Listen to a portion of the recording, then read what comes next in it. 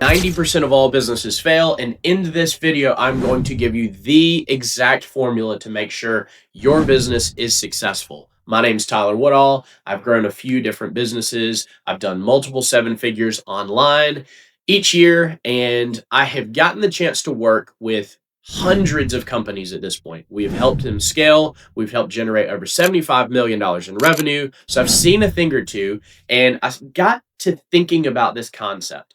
How do we make any business we work with successful? What are the key metrics that we can hone in on to guarantee that a company is profitable? And in this video, I am going to give you the condensed version of that. It's a simple one-line formula that can guarantee that your business is successful long-term and makes money. And it's probably different than how you've thought of it in the past. So let's get into it. There is a formula. We just have to figure out, what does this look like and what are the most important numbers? Because there's tons of numbers you can measure inside the business. How do we focus on the ones that matter? And so I'm going to explain a few terms. Let me move my face. A few key terms I want you to understand. So the first one is CAC or CAC, which is your client acquisition cost. Think of this as your marketing expenses. How much does it cost you to acquire a client? And think about all of the pieces that go into this. So one of which is going to be your ad spend, or whatever your mailers you're sending out, or whatever you're doing to get clients in the door. This is also going to include cost of commissions and anything that goes as a part of getting that first sale. And then we go to step 2, which is COGS, cost of goods sold. For some businesses, this is going to be higher than others. If you're producing a widget or some type of product, your COGS is likely much higher than a service-based business, but even service businesses have costs. For example, if you're running Facebook ads for a business, you have the cost of whoever you have running the ads, or it's just the opportunity cost of your time. Or if you are selling HVAC repair services to businesses, it's the cost of the parts, it's your technician's costs, it's the gas that it takes to get the tech out to the house, everything as a piece of fulfilling for that client. And another thing you probably need to consider is your administrative costs. These need to go into your COGS if you're doing the model this way, because how much does it cost you long term to keep that client happy and keep everything rolling inside of the business? Part 3 that we're going to look at is lifetime value. So how much does that one client spend with you? So some businesses, it's a one and done. You sell a product one time, but generally there is some type of product life cycle. Let's say an HVAC company, for example. So you're going to sell the unit, and that's a big sale, and that's most of your money. But there is going to be the repair costs every other year, or however often they need to have you come fill up the Freon or replace something, a capacitor goes out, whatever it may be. And then every 10 or so years, you got to replace that unit. And so you want to keep that relationship going well so that you keep getting the business. In my companies, for example, we always go on recurring revenue models. So I've got people paying every month. So it's easy for me to calculate, all right, I know this client is going to pay me this amount of money every single month. How long does a client typically stay with me? Multiply those out, and that's my lifetime value. And then the fourth field, the one we're all here for, is profit. So I've just got a dollar sign here because that's what my formula looks like. And so we will go, here is the formula. If you can make this work, any business on planet Earth is going to operate well. So your client acquisition cost plus your cost of goods sold, if those two things together are less than the lifetime value of the client, then you have profit. So you spend less to acquire a client and fulfill for that client than what it costs, or than what the lifetime value of that client is, then you'll make money. Pretty simple when you think about it. You're probably seeing this and like, well, this is no surprise at all. This is YouTube clickbait, but just stay with me a little while longer and let me explain why this matters. So here's the formula. So here's a quick example of a business that doesn't work. You spend $200 to acquire a client. It's $150 to fulfill for that client. So the total value, you've spent 350 and they pay you 300. If that's the total lifetime value, you lost money. All right. Basic math. This is arithmetic. We all agree and understand, right? Okay. So what we want to do is we want to focus in on these three metrics: client acquisition cost, cost of goods sold, and lifetime value.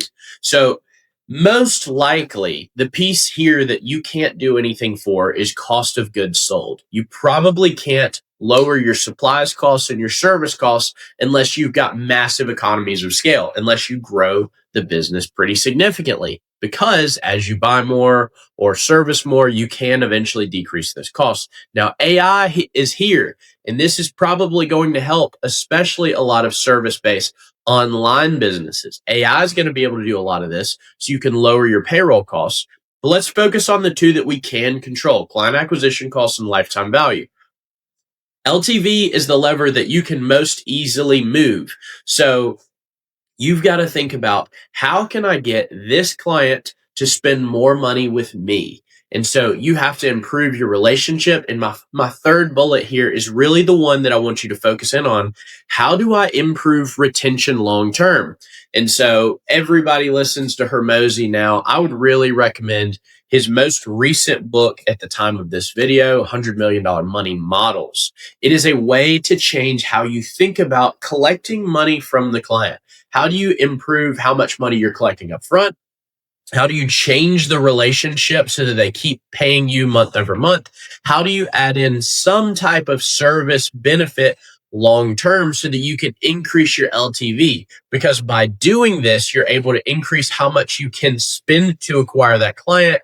And this will help you push out any other competitors inside of your market. So your LTV is going to set your growth budget. Based on how much money you make off this client will change how much you can spend to acquire them. One of the big pieces that we're going to chat through, though, is cash flow.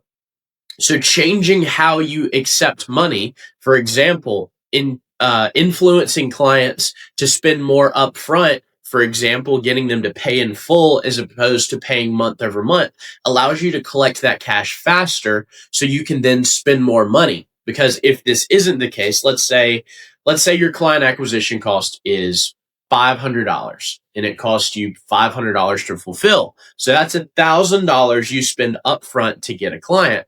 And let's say the LTV of this client is $5,000 and your monthly. So if you look at COGS and LTV, so you should be making, let's say, a few $100s per month. So you're in the hole now for several months on end until the LTV, till the monthly income you're receiving off of this client catches up and crosses your COGS. So if you can flip this, if you can receive the money up front, you can finance your own growth. Otherwise, you need to be putting money on credit cards, you need to be borrowing money, etc., in order to finance your client acquisition costs. And that's not the way you want to do it. It's a good way to have a business that goes under, because you're assuming all other variables stay the same. And if there's anything we know about this world, is things change. Chaos comes in. And so you need to be protecting yourself. So the best way to do it is get your clients to help you finance your company's growth.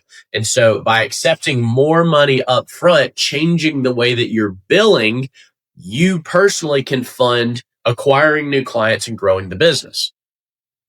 And so, real example of how this formula works: a local home service business, HVAC company, can spend $150 to acquire a client and still win big. So in this example, CAC is $150.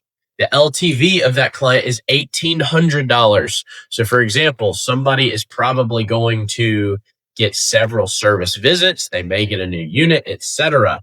Your cost of goods sold is $100 per visit, because you have the cost of that technician, you have gas, and you have some parts. So this is going to result in $1,550 in profit. This formula works in any business. You just change out the variables, because ultimately, when you think about it, there is no other function of the company. Yes, you're going to have admin. Yes, you're going to have finance and accounting, etc. but those are pieces of serving for your clients. So you can structure these as a cost of goods sold. You can structure them as a piece of what it costs to run the business and operate and take care of your clients.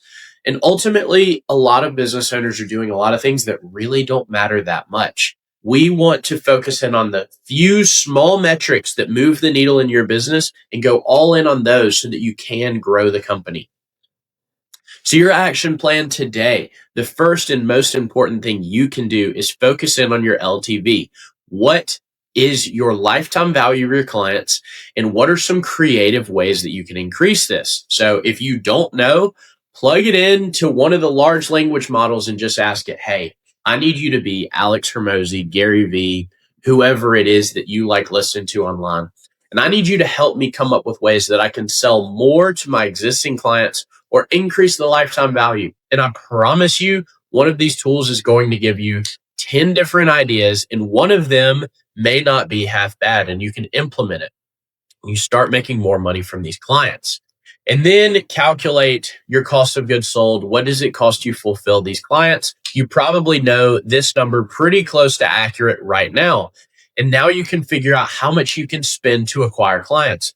A lot of times, I am not a Facebook ads expert. I'm decent at ads. I run ads for my company. I help some of my friends run ads for their companies, but I don't claim to be a guru. But a lot of times we look at ads and you see your client acquisition costs going up. Your cost per lead on Meta ads is increasing. Your cost per appointment's going up. And you start to think, oh boy, this isn't working. We need to shut everything down. We've got to try and figure something else out. But when you go to the numbers and you plug it all in, the math still maths. So why would you ever turn off this engine? Yeah, it may be getting more expensive. Your client acquisition costs may be going up. But if your CAC plus COGS is less than LTV, you're still making money. So keep pulling that lever as many times as you can. And so continually go back to this formula, make sure it makes sense, and reinvest your profits to finance your growth. So that's the basics. The bottom line, CAC plus COGS less than LTV equals profits. If you can make this formula work, your business will run and grow successfully every single time. So if you have any questions, if you need any help, leave a comment down below. Myself or my team would love the chance to get to work with you. If you want help growing your business, go to scalemyops.com, schedule a call with my team. And again, we would love the chance to get to help you grow your business. We'll see you in the next one. Thanks.